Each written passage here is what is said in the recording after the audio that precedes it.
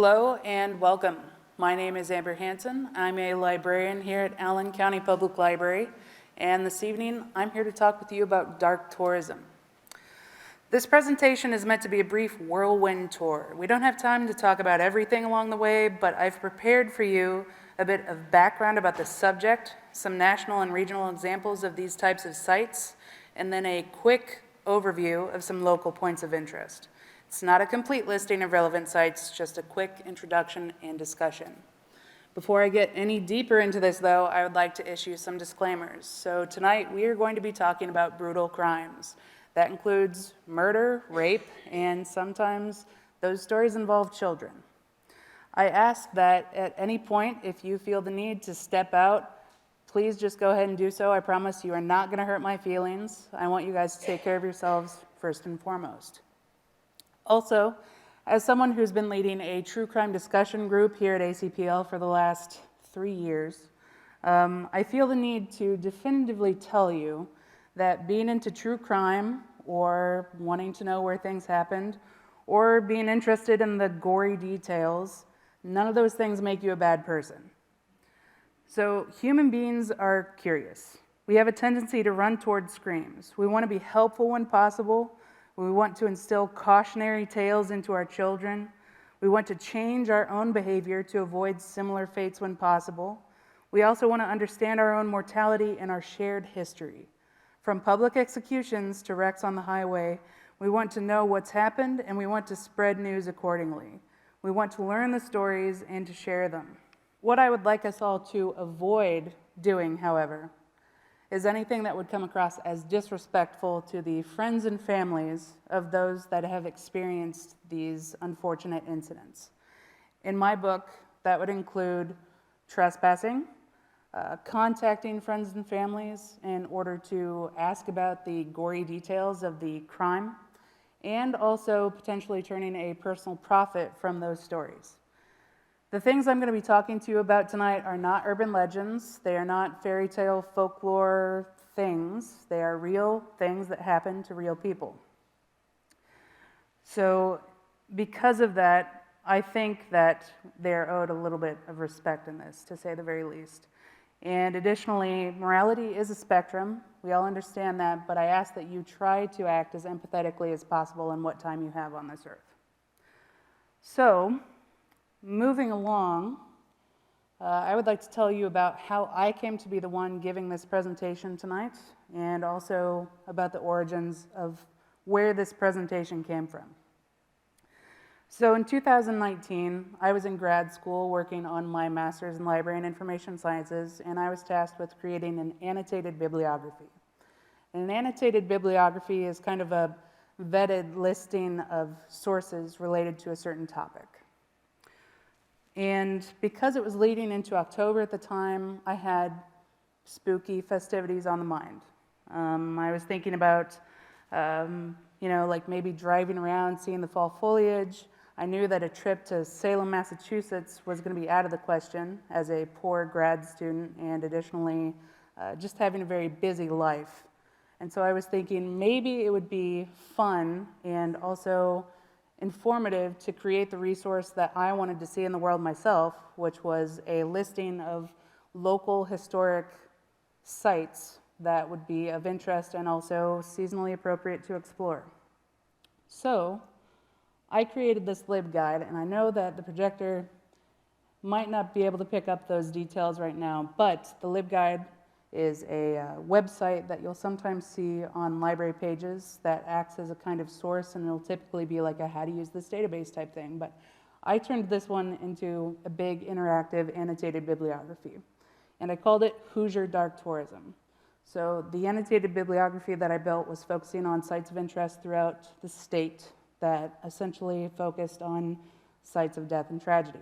In this, with every site that I talk about, I include podcasts, books, TV shows, documentaries, articles, whatever might be relevant and interesting. Along with this LibGuide, I started populating an interactive map via Google's My Maps, which looks and acts much like Google Maps, but it allows you to mark your own sites of interest with whatever information you choose to include. With these locations, I included the descriptions of the relevant history of the site and the list of all the suggested sources that went with it.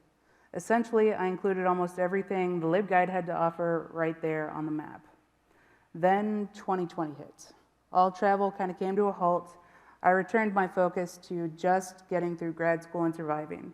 But after I obtained my MLIS and came out of those years, eventually I rediscovered this project and decided to start working on it again in late 2022, expanding to the rest of the US and starting to actively go out of my way to visit the sites that I had been writing about. So the subject matter, when I returned to it, expanded from being primarily about true crime to also incorporate environmental disasters and such. And since then, I've traveled around about half of the country and learned a lot of things I had virtually no knowledge of prior to starting this project, which I found extremely surprising as a true crime fan that had been watching Forensic Files and the like for years. Working on this project has reinforced the understanding that these things can and do occur anywhere and everywhere, and also that I didn't necessarily have to leave my area entirely just to visit these kinds of places. It was just a matter of learning the stories themselves. Now, the term dark tourism has only been around since about 1996, when scholars Malcolm Foley and J. John Lennon wrote an article called JFK and Dark Tourism, A Fascination with Assassination. They defined it as the act of visiting sites historically associated with death and tragedy. Multiple books have since emerged that discuss this phenomenon in a professional and scholarly capacity, as dark tourism has always been one of the more taboo but profitable driving reasons behind tourism. People came from miles around to watch people fight to the death in the Roman Colosseum. People in medieval London paid for grandstand seating to observe mass public executions. When newspaper articles were published, people would sometimes make road trips to catch a glimpse of the murder site, the culprits, etc. The Auschwitz-Birkenau Memorial and Museum now welcomes more than 2 million people a year, with an average of 5,500 per day. Recent articles about dark tourism have discussed respectability politics as well as social responsibilities of those that own and operate these sites. While scholars initially focused on major sites such as battlefields, Chernobyl, the catacombs, Holocaust sites, a growing number of scholars are currently turning their attention toward the ways in which people still seek sites of historic tragedy that are not generally considered high profile, i.e., marketable sites.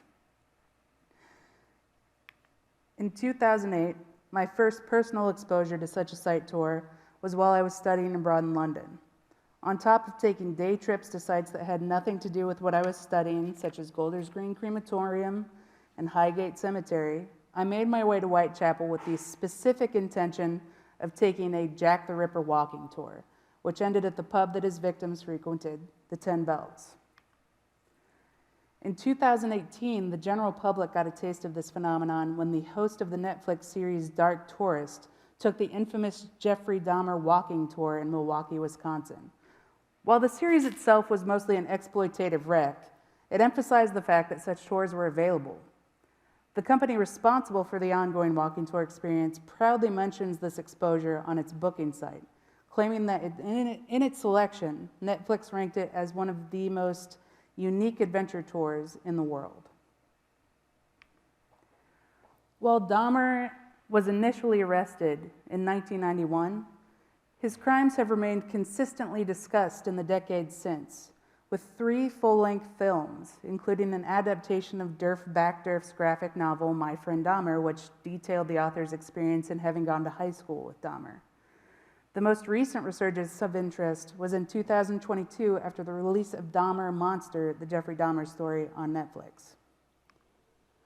And speaking of Dahmer and dark tourism, in 2014, PETA had a tasteless and short-lived campaign in which they intended to turn Jeffrey Dahmer's childhood home in Akron, Ohio, where he murdered his first victim, 17-year-old Stephen Hicks, into a vegan restaurant titled Eat for Life Home Cooking. There was also talk of converting it into a bed and breakfast, though nothing has ever taken shape. This home is owned by a founding member of the band The Waitresses by the name of Chris Butler, who initially bought it in 2005, saying that the home had great vibes, and since he hadn't killed anyone there, he wasn't worried about it. He has quietly occasionally rented it out in the years since, unsuccessfully putting it on the market twice. The driveway entrance has multiple no trespassing signs in an attempt to ward off interested parties. While most sites like this seem to attempt to blend into their neighborhoods without disruption, some have openly embraced their unsavory pasts and managed to turn a profit off of those histories. Most prominently of these is the Lizzie Borden house in Fall River, Massachusetts, where Borden famously was said to have murdered her parents. In 1892, and inspired nightmarish childish rhymes. Despite the fact that Lizzie was acquitted of the murders, the public never fully believed in her innocence. The house now functions as a bed and breakfast, hosting daily ghost tours and cultivating a gift shop full of murder-related offerings. And yes, that is a bumper sticker that says, "Ask me where I've been." The house at the end of Cielo Drive, which was just north of Beverly Hills in California, is known as having been the site where Sharon Tate and 4 of her friends were brutally murdered by members of the Manson family. The house was purchased by an investor after a brief stint on the market in 1988. It was then rented out to the rich and famous for various purposes, passing between investors. Most notably, Trent Reznor, 9 Inch Nails, was the home's last tenant, recording the downward spiral during his stay in a recording studio he had installed and named Pig after the word that had been infamously scrawled in blood on the front door during the massacre. The album itself contains numerous references to pigs. When he moved out, he took the famous door with him, then left it behind in his New Orleans recording space in 2004 when he left that one. From there, it was dug out of the trash, passing hands between various collectors. Recently, as in this past August, it was sold at auction for $127,000. The Cielo Drive house itself was completely torn down in 1994, but quickly replaced by a new 18,000 square foot mansion. While building new homes atop such infamous sites is less common among these locations, communities sometimes view this as the only acceptable outcome, specifically for land that's in high demand. After being torn apart by investigation and body recovery efforts, John Wayne Gacy's house in Chicago was torn down the rest of the way in 1979 after 26 bodies were found on the property. However, a new home was built on the site in 1986. While that house has been on and off the market many times in the years that have followed, its most recent owner claimed to have only learned about the home's history after its purchase. By the way, if there are any new homeowners in the audience, you might want to check out ACPL's genealogy page. The county graciously gave us the coroner's data from 1836 to 1949, and we built a handy database that allows users to browse that info and see associated addresses. This is special because I can personally tell you, as someone who's looked for a lot of address information, that many counties in America do not make that kind of information public, and it typically exists behind a paywall. So, turning our attention to Indiana, perhaps the most infamous and intact home of a serial killer in our state is Fox Hollow Farm in Westfield near Indianapolis. Herb Baumeister was the wealthy founder of a thrift store chain, and his 18-acre property featured an 11,000 square foot mansion with an indoor pool and horse stables. While Baumeister appeared to lead a seemingly normal life with his wife and 3 children, he was secretly prowling gay bars and highways, using the alias Brian Smart as he hunted for young men to bring back home and murder. A friend of one of his victims reported his alias, description, and license plate number after encountering him in a club 3 years after his friend had initially disappeared and he had recognized him. Police didn't gain access to search this property, however, until a year after this report was made, when in 1996, Herb's wife filed for divorce and consented to a search as Baumeister happened to be on vacation. When police searched, they found the remains of 11 men, identifying only 8.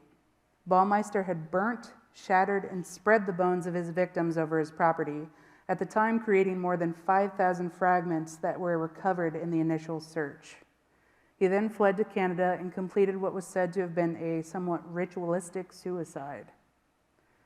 In the wake of the searches, the property was eventually sold in the early 2000s to a couple who paid approximately $2 million less than what it had been listed for. Throughout the 2000s, paranormal enthusiasts repeatedly investigated the property with the owner's consent and participation. Famously, the estate had an entire episode of Ghost Adventures dedicated to it, in which the team interviewed the owners and a previous tenant extensively. In 2019, the owners sold the acres closest to the main road to an investor who proceeded to build 3 large homes for himself and 2 other families on the property.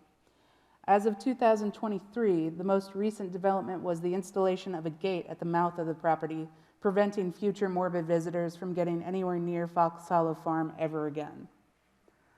According to coverage in late 2022, authorities had received additional funding for searches of the estate as well as DNA testing of the recovered remains.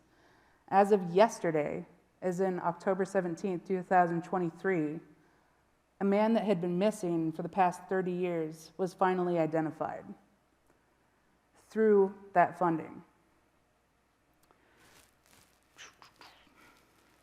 The owner of the original mansion has stated that he continues to occasionally find human bones in the woods, sending them to Indiana University in Bloomington for analysis. If you happen to watch that episode of Ghost Adventures that I mentioned, you'll see a couple of the bones that they've recovered over the years.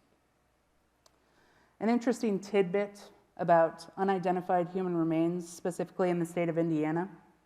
So it used to be, up until about the last decade or so, when authorities in the state had decided that they had exhausted their efforts to identify these remains, they would be quietly loaned to universities like Indiana University.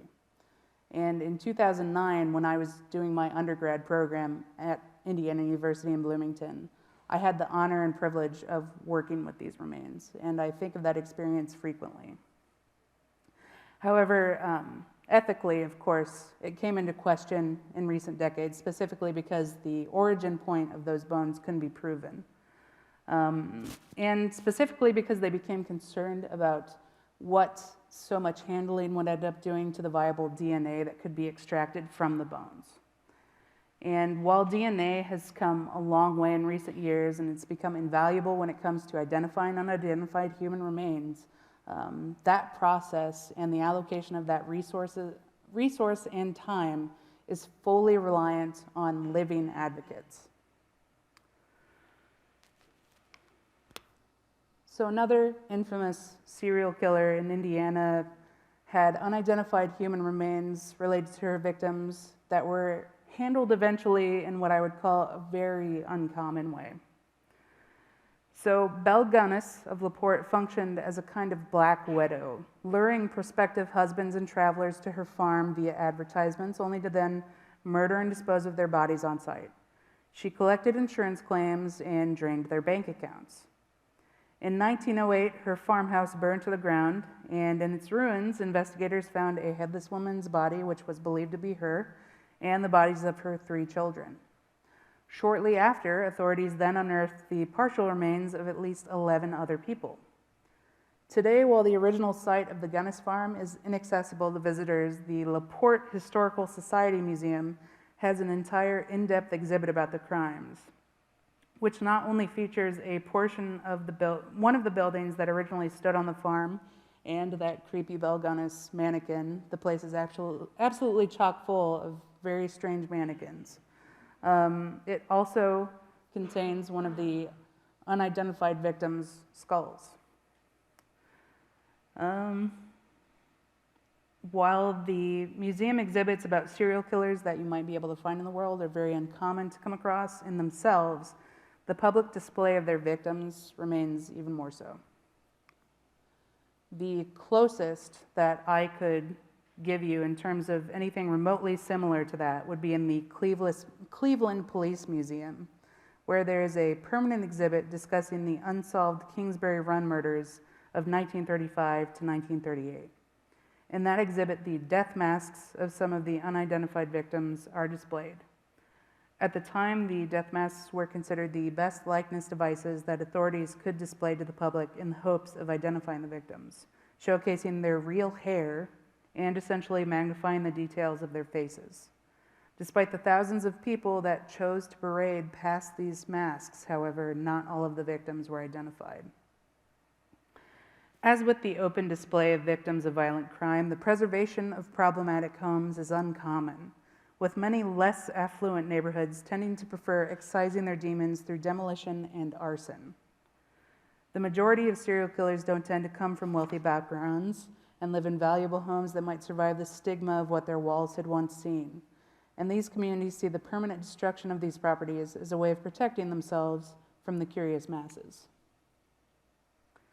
Infamous serial killer Ed Gein lived alone on a quiet farm that he had inherited in Plainfield, Wisconsin. After his arrest in November of 1957, a scandalous search of his property and the widespread publication of the horrors discovered there, it wasn't long before people from nearby cities began to filter into the quiet little town in an effort to glimpse his home and potentially snatch keepsakes. Shortly before an auction of the farm property was about to occur in March of 1958, his property was destroyed by a fire. While arson was strongly suspected, authorities chose not to investigate. It has been theorized in the wake of the arson that it was done to protect the community from curious travelers. More recently, in Cleveland, Ohio, serial killer Anthony Sowell was arrested in 2009 after a survivor came forward about her assault. Police discovered the decomposing remains of 11 women throughout his home. While neighbors had complained about the smell, investigators had unfortunately blamed the sausage factory that was directly next to Sowell's property, failing to locate the correct source of the smell while levying health code violations against that factory. Sowell himself was a known violent offender and rapist, though he had been released after serving 15 years for previous crimes. His parole officers unfortunately neglected to search his home as routinely or as thoroughly as one might expect. City leaders ordered that the property be demolished in 2011, and while many victims demanded a stronger sense of acknowledgement and honor for the women that the city had failed for so long. In 2016, a documentary titled Unseen was released, detailing the sense of injustice advocates of the victims continue to feel in the wake of the crimes. And in 2021, after the sausage factory had closed and many of the surrounding properties had also been demolished due to their condition, the city erected a memorial on the home's former ground called the Garden of 11 Angels. This is one of the more substantial victim memorials of this nature that I've seen, second only to the Columbine Memorial in Littleton, Colorado. It suggests that the city seriously sought to signal that perhaps a turning point was in order after those events. Elsewhere in Cleveland, not long after the demolition of Sowell's home, the city enacted a stronger commitment to demolishing problematic properties in a seemingly proactive way. After Amanda Berry's heroic escape from Ariel Castro's home, where she and 2 other women had been imprisoned and repeatedly raped since 2002, the city created a plea deal with Castro that included the forfeiture of his property to the city for the purpose of its demolition. An ironic observation about this property is that it was 2 doors down from a very active church. Occasionally, unusual tragedies occur without definitive addresses, where there is nothing before or after the event to be preserved beyond the functionality of a path, track, or road. The most recent high-profile case in Indiana involves such a place. Abby Williams and Libby Germain of Delphi, Indiana, were visiting a popular but relatively isolated local destination known as the Mon and High Bridge in February of 2017 when they encountered a mysterious man who the girls managed to capture some audio and video footage of. The clips were eventually released to the public, with the audio recording the suspect saying "down the hill" and the video showing him walking toward them on the bridge. Their bodies were found the day after they went on their walk, and authorities have never fully disclosed the details of the crime scene or the murders themselves. After years of investigations that led to the arrests of multiple predators, in late October of 2022, a suspect was apprehended and the trial is scheduled to begin in January of 2024. I visited Delphi and the bridge in October of 22, only a couple weeks before the suspect's arrest was announced, and the makeshift memorials left in various places along that path leading to the bridge were a reminder of how real and fresh the case was. The bridge itself wasn't something I had the guts to walk the length of, as there are no rails, and at its deepest, it's about a drop of 3 stories. There were also railroad ties occasionally missing from its path. A beautiful place, but a definite ominous feeling. And you can see down there in the corner, those are basically what all of the railroad ties looked like. They are decaying pieces of wood, and it is 3 stories up. So think about the crime itself and the fact that they were trapped on one side of that bridge, and there was someone also coming toward them on that very bridge. And it gets a lot worse. There was a particularly gruesome occurrence locally that also illustrates how common sites can silently hold horrific stories, though this one occurred some time ago. In 1936, it was a cold January morning when Marion McBride's family vehicle came to a halt at the single railroad crossing in the vicinity of Grable. Authorities could never be sure if it was due to car trouble or if it had been an intentional murder-suicide, but no matter the circumstance, Marion, his pregnant wife, and the couple's 10 children, bundled together in the backseat of the car, were almost instantly killed when a train came speeding along the track. It was said that no bells or horn blares rang out. Those that survived the initial impact died shortly after in a nearby hospital. 2 gravediggers worked back to back and around the clock against the frozen ground until eventually 45 pounds of dynamite was used in order to ready the mass grave in time for the family's funeral. So, as we've discussed the various types of sites one encounters as a dark tourist and what typically happens with these types of properties, let's continue to talk about the locals. As we've thus far talked quite a bit about serial killers, I think that's probably where we should start. You may not know this, but Fort Wayne has had at least 3 serial killers in recent history. And the first one that I would like to mention is Larry Eyler. Eyler, much like Baumeister, preyed on gay men throughout at least 3 states from 1982 to 1984, primarily moving between Chicago and Terre Haute. It's estimated that he killed at least 21 men in that time. There were no bulletins issued by state police in an attempt to warn these communities of a dangerous man, despite growing patterns of assaults and murderous behavior. As a result of this neglect by silence, unless directly warned by each other via the underground newsletters of the day, the men of these communities were unknowingly awaiting slaughter. Both as a child and adult, Eyler moved around quite a bit. Unlike the other local stories I'm telling this evening, his connection to Fort Wayne, though, is not one that I currently have an address for. His definitive biography to date, Freed to Kill, clearly mentions that in 1963, Eyler briefly resided in a Catholic boys' home for troubled youth here in Fort Wayne. Where that home was, I don't yet know. I mention this because ultimately a portion of Eyler's development occurred here, and also because Eyler's reign of terror illustrated a period of widespread injustice in Indiana history. The next local serial killer I would like to discuss is Charlie Brandt, who also lived here as a child, but also committed his first murder as a child. On January 3rd, 1971, Brandt was only 13 years old when he entered his parents' bathroom with a pistol he had just taken from his father's dresser, shooting his father in the back and then turning on his pregnant mother, who was in the bathtub. When he then entered his sister Angela's room, he found that the gun had jammed.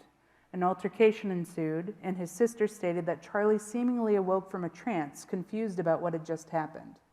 His sister managed to escape the home and run, beaten and screaming in her pajamas, to a neighbor's home, with Charlie in pursuit. While his father survived the attack, his mother and unborn son did not. While Charlie went on to spend time in a state institution in central Indiana, almost as soon as he was released, the family relocated to Florida. As an adult, Charlie murdered at least 4 more people in gruesome ways, and it's suspected that there may have been many more. His previous home remains in its current site. The third local serial killer that we're going to be talking about this evening is Joe Corcoran. In 1992, when he was just shy of his 17th birthday, Corcoran's parents were found shot to death in the family home. And it was evident that the murders had occurred before Corcoran had left for school that day. He was charged with, but acquitted of the murders, and shortly after, he was released to his older sister's custody. Not long after this incident, he was arrested and charged for shooting and severing a telephone line, disrupting service to an entire town. He was again released to his sister's care, coming to Fort Wayne to live with her and his brother in a home on Bear Avenue. It was here, in 1997, that Corcoran awoke from a nap in his bedroom to the sounds of his brother, sister's fiancé, and two of their friends hanging out on the main floor of the home. Corcoran alleged that he thought the group was talking about him disparagingly, so he then told his 9-year-old niece across the hall to stay in her room and proceeded down the stairs with an assault rifle, shooting the 4 men to death. The subsequent search of the home revealed that there were more than 30 firearms on the property, and that Corcoran was amassing a small personal library of military manuals and racist propaganda. In the year before the attack, he had been denied a permit to purchase and own a machine gun, with the reason being that authorities believed that it would be used for unlawful purposes. Much like Gein's home, the home on Bear Avenue caught fire in 2000. Arson was identified as the cause, but no arrests were made. That lot remains empty. Another lot in town that remains empty due to an intentional fire is that of 2928 Central Drive. On May 21, 1988, 3 young boys lost their lives in their home after a Molotov cocktail was tossed, seemingly at random, through their front windows. The crime occurred in the middle of the night as the family had been sleeping. The mother received terrible burns, and the father narrowly escaped the home under the command of firefighters that quickly arrived. In interviews that followed, the father said that the fire had spread so quickly that there had barely been time to think. And even though he tried to get to his children, the smoke became too thick. The crime went unsolved for more than 30 years until it was reopened by a cold case detective during the pandemic and announced solved in 2022. Jarvis Jefferson, who was 19 at the time, was said to have always been one of the suspects. But in reviewing the evidence, the detective claimed that it was clear that he had always been the culprit. The assertion was made posthumously as Jefferson died of a drug overdose in 2020. The boy's father continues to visit this lot and dreams of purchasing it to build a playground for neighborhood children. That particularly struck me because when I went past to take a photo of this, there were 2 young boys playing catch with a football in this lot, and I couldn't take the photo and I had to come back later.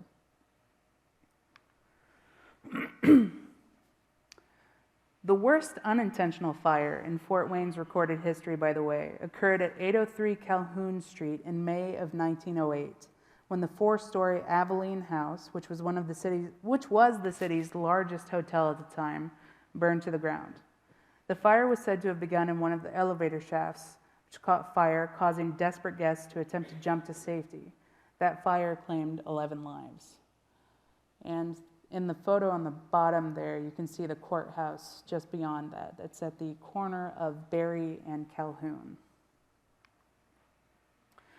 Sometimes while culprits may be found relatively quickly, the lingering questions about why something occurred or what happened following a suspect's accusation can leave doubts and fears that permanently linger in an event's wake. Sharon Lapp was found dead in her home at Fairfield and Rudisill on May 1st, 1985. She had been raped and murdered, and as she had recently published a newsletter that was critical of the local police, the unpleasant implication that a conspiracy may have been afoot began to take root. Records that had been kept in her home had reportedly gone missing during the police investigation of the crime scene, leading to the eventual charging of former police chief David C. Ryman with multiple counts of obstruction of justice. In 1989, Frank E. Hopkins was sentenced for the murder, though he claimed that he had been framed by police. The home, as you can see, remains. Near to Lapp's home, a couple years prior, in September of 1983, a family massacre occurred at the home of Ralph, who went by Dan, and Jane Osborne. Dan had been the editorial editor of the News Sentinel at the time. Living with them in the home were their 11-year-old son, their 2-year-old daughter, and their schnauzer. It was reported that the home showed no signs of forced entry and that nothing of value appeared to have been stolen. The parents, son, and dog were beaten to death with a baseball bat. The daughter had been sexually assaulted, bludgeoned, and left for dead, sadly roaming the home for 2 days before the family was found. Fortunately, though, she survived this incident. About 4 months after the family had been found, police arrested Calvin Perry III after a police dog reportedly tracked his scent from the home of a 74-year-old woman that had been beaten and robbed. 2 local rape victims subsequently picked Perry out of lineups. While questioning him, police said something like, "What about the big one?" To which Perry supposedly replied, "I killed the Osborns." After that, he showed police where he had pried open a window, exposing marks that they hadn't caught before he directly revealed them. A detective that had worked on this case stated that Perry knew details only the killer would have known. The morning after Perry was officially charged for the murders, he was found hanging in his jail cell. While the investigators stuck to their accounts of the arrest and questioning in the decades that followed, others observed that the arrest had seemed suspiciously quick and convenient, with Perry's supposed suicide denying opportunity for definitive answers. Racial injustice was proposed as a potential motivation for the quick turnaround. This home remains. In 2016, Fort Wayne saw a triple homicide occur at the home of 808 East Lewis Street, in which 3 young Muslim men had been shot execution style. The community immediately feared that it had been a hate crime and that the young men had been targeted for their ethnic and religious origins. Those anxieties toward the unknown motivation for this crime led to international coverage of the event. However, through the help of witnesses that eventually came forward, it was revealed that the crime was a robbery that had gone awry, with one of the suspects having accidentally shot one of the victims and the other suspect deciding that all 3 of the house's inhabitants needed to be eliminated as witnesses. A couple years after this incident, an article was published in Elle in which the author described reading about this incident and having the chilling realization that this was previously her family's home. She also revealed that in this home, her grandfather had shot and murdered her grandmother before turning the gun on himself in December of 1957. While this home remains standing, it currently appears to be vacant. While many crimes may present multifaceted mysteries in the wake as their community attempts to comprehend motivation, some of the most painful, lingering mysteries occur when we are forced to ponder how such things could be done to children. In June of 2021, 26-year-old Sarah Zent was found stabbed to death in her home at 2904 Gay Street near the bodies of her 3 toddlers who had suffered the same fate.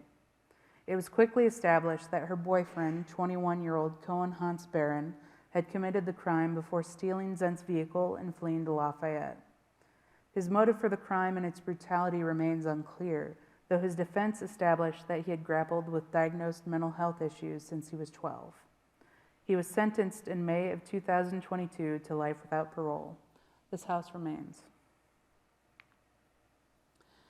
In December of 2011, a crime occurred at a trailer park now known as DuPont Triangle that was so grotesque it resulted in international coverage. A 9-year-old girl with disabilities had disappeared, and as search parties fanned out and interviews were conducted, it was noted that a neighbor and family friend, Michael Plumidor, who had sometimes babysat the girl and her siblings, had an inconsistent account of that evening. He eventually admitted to having bludgeoned her with a brick, then dismembering and disposing of the body in a nearby dumpster. At the time of the police search, the girl's head, hands, and feet were found in his freezer. Plumidor was eventually sentenced to life in prison without parole. His former home was demolished.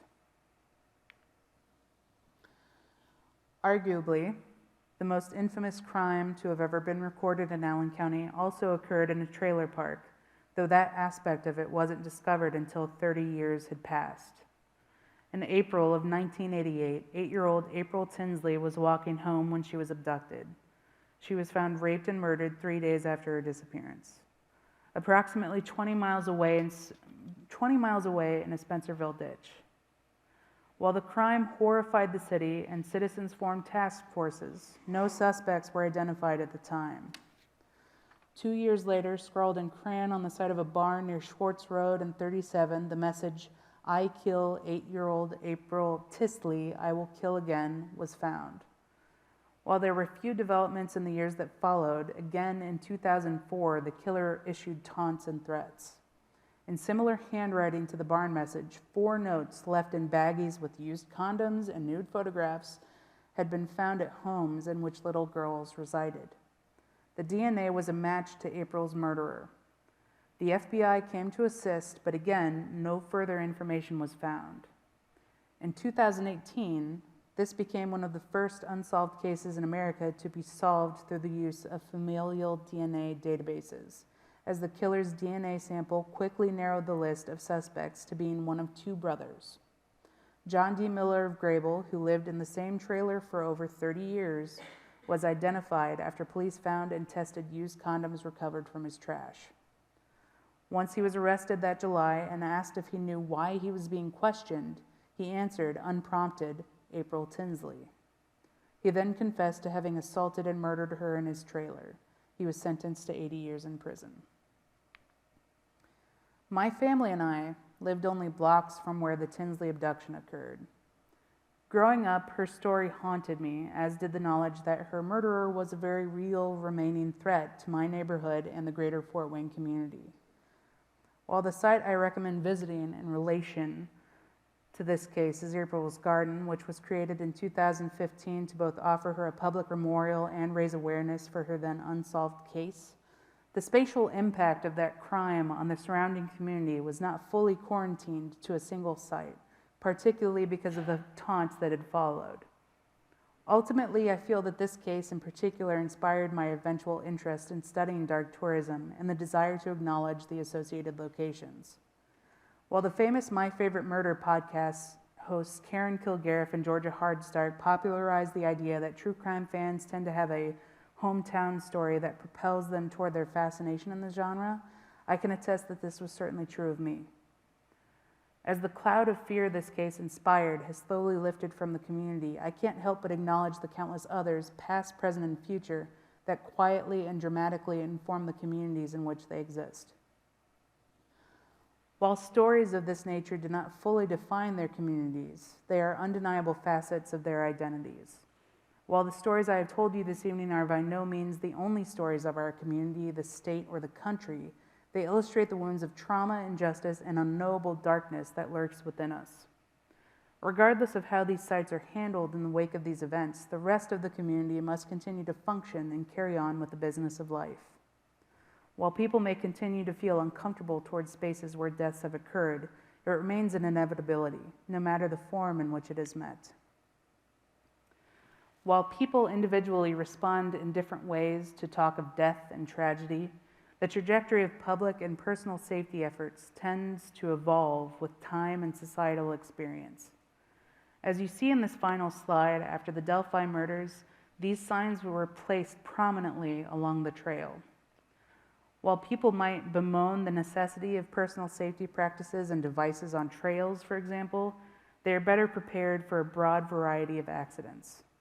Ultimately, to learn to follow our gut instincts, reserve our trust for those that earn it, and establish home safety routines, it is essential that we learn from those that came before us, no matter how those stories ended or where. This concludes our journey this evening. While they were very brief discussions, I hope that you heard some stories that might stick with you and inspire you to dig through the various newspaper databases that ACPL has to offer. We're all happy to help you with that. As for visiting these sites in person, please remember what I said about remaining respectful. Try to stay in your vehicles and simply pass through if you choose to visit these neighborhoods and ponder these events yourselves. Thank you for coming, and stay safe.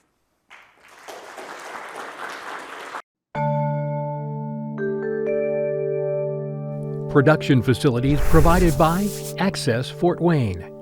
Learn more under the Explore tab at acpl.info.